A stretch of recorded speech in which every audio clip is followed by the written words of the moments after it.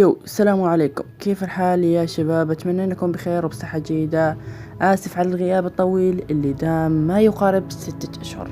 حقيقة الأمر بسبب الدراسة، ثم كنت بدي أرتاح في العطلة الصيفية وما كنت قادر على عمل فيديوهات، ولكن إن شاء الله راح نعود بقوة إلى اليوتيوب. فكرة فيديو اليوم راح نتكلم عن الأرقام القياسية التي حدثت في تاريخ اليوتيوب منذ تصميمه. لايك واشتراك يا أسطورة، ولا تنسى دعمنا بتعليق جميل، ويلا ننطلق في الفيديو. ليتس جو.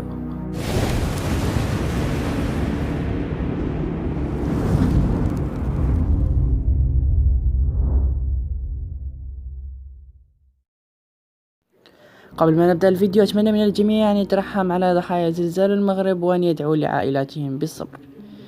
في هذا الفيديو كما قلت راح نحدد 10 أرقام قياسية حدثت في تاريخ اليوتيوب.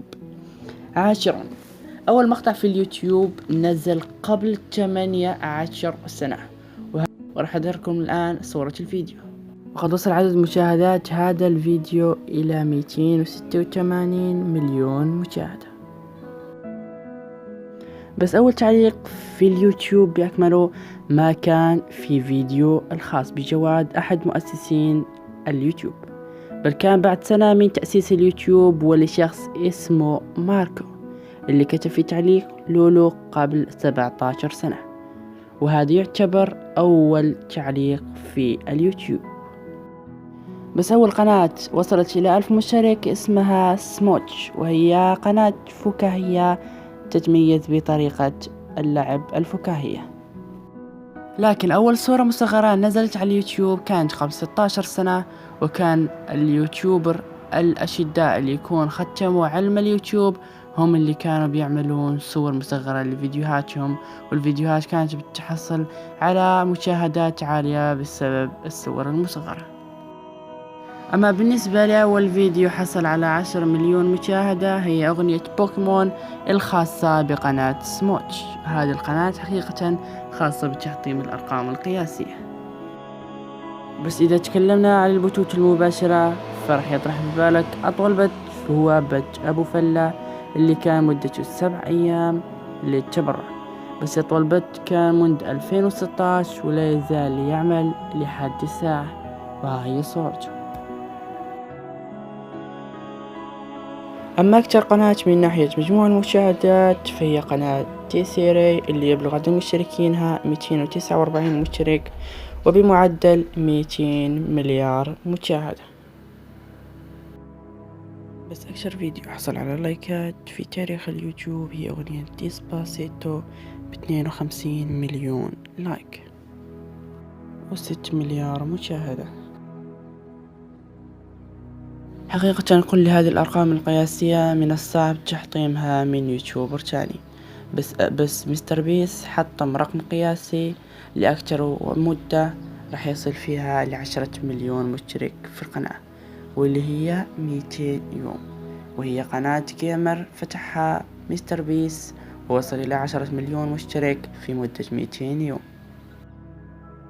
هل كنت تعلم أن جوجل عمل إحصائية لعدد الفيديوهات التي تم تنزيلها في اليوتيوب سنة 2023؟